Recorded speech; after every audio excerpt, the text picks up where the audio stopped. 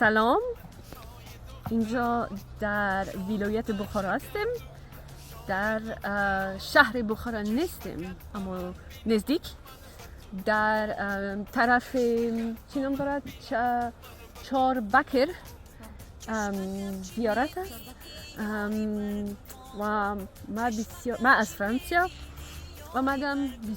بسیار خوش هستم از مردم بخارا، از تماشا، از سیاحت. در بخارا مردم بسیار زور، بسیار نغز، بسیار مهربان هستند. اما یک مشکل است در شهر بخارا، در کل کشور ازبکستان. مشکل این است که مردم فقط گوشت گوسفند میخورن و فقط شورله چیست دارن.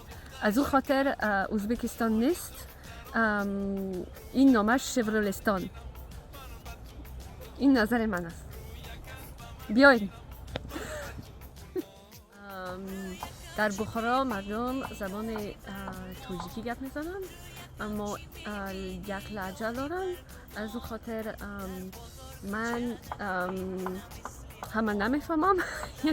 مثلا یک کلمه است اینجا، مردم میگن قزق. من قزق نمیفهمم.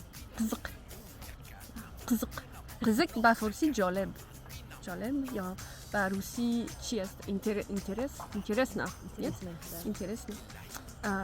اما به نظر من این لهجه بسیار شیرین است، لهجه توجیکی بخارا.